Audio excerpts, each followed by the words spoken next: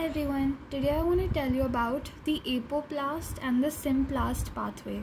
So starting with APOPLAST pathway, it doesn't work at endodermis because it has Casparian strips in the cell wall.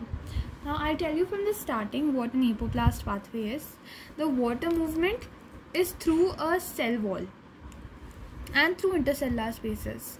No membrane, so we never actually enter the living part of the cell. We always move through these cell walls and through intercellular spaces and avoid all sorts of inner parts of the cell or all sorts of membranes and everything. So this pathway is actually very passive and it happens very quickly because we don't have to pass through a cell membrane. We only pass through cell walls and through intercellular spaces.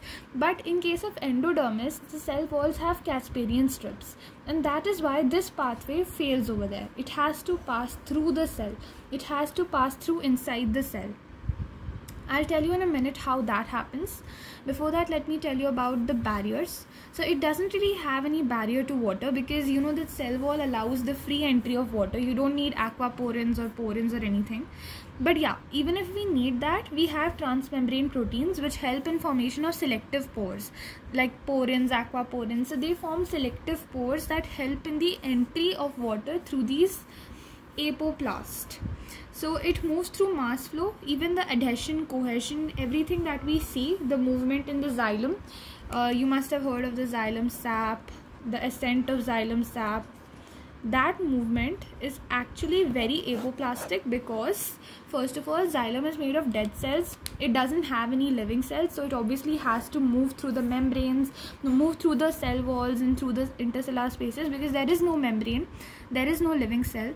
That's why in xylem the movement is completely apoplastic, and that's why we're talking about mass flow, adhesion, cohesion, and it also creates some sort of tension and turgidity when the water evaporates into the atmosphere and intercellular spaces.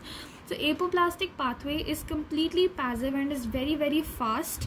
It can also happen through ionic channels and through transmembrane proteins, and water enters into the apoplast through the apoplastic pathway. It is the first step of water entry. It's the initial step. So apoplastic pathway can definitely happen through facilitated diffusion. That's why we have these ion channels and these non-membrane proteins, but it's always going to be passive because we don't require any sort of membranes that we have to pass through, and we don't go against the concentration gradient. Next, we will talk about the symplastic pathway. So in the symplastic pathway, if it is going to happen intercellular, like if the water is going to move through two different cells, then it will happen through the plasmodesmata. It is your plasmodesmata that will cause the water to pass, and plasmodesmata is a connection of cytoplasm between two cells or three cells, and it will always pass through the plasmodesmata, and water will move through these channels and not through some sort of cell wall or through something. So it is still going to come in contact with the membrane and the cytoplasm. It can also happen by cytoplasmic streaming, where as in case of hydrilla, so mostly in aquatic plants we have the cytoplasm that moves, and therefore the things move by themselves like this due to the movement of cytoplasm. There is one famous term for this. It's known as swimming chloroplasts of hydrilla, because if you look at hydrilla or any water plant, their chloroplasts are always moving. So they have this special name called swimming chloroplasts because of how they move all the time, and that's because of cytoplasmic streaming. That can also happen due to symplastic pathway. Now symplastic is always active because it has to enter from this region which has a lot of solutes because they have entered. It has to enter from the apoplast to the symplast, which is sort of empty. So no, it's not really empty. It's very much filled with solutes and everything. So therefore it's always a type of active transport, and it's slow because it's active. It goes very slowly. So if something has to go inside or even come outside for that matter, will have to undergo active transport. So as it is difficult to go inside, it's also difficult to come outside, like equally difficult, and you have to still pass through a membrane and undergo a sort of symplastic pathway, and you need to undergo active transport, which is slow. This is the second step in the entry of water. So first it comes from outside to the apoplast, and then from the apoplast to the symplast. Now let me tell you about the third type of pathway. The pathway, basically both of these pathways in a combination in our roots.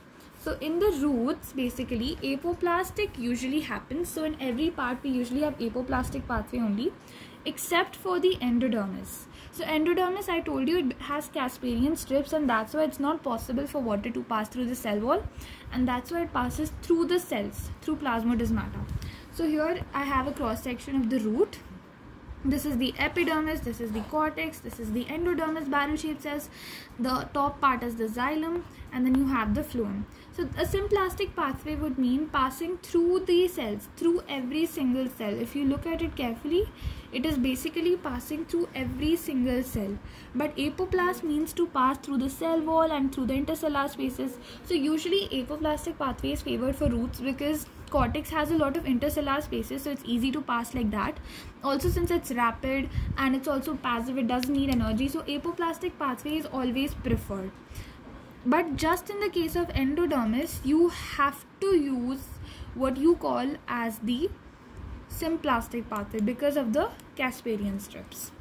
And then again, through pericycle and everything, you can go apoplastic. In xylem, it's always apoplastic only because xylem doesn't have any living cells, and that's why it's not possible to undergo symplastic pathway. But if it is possible, I will let you know in the comment section.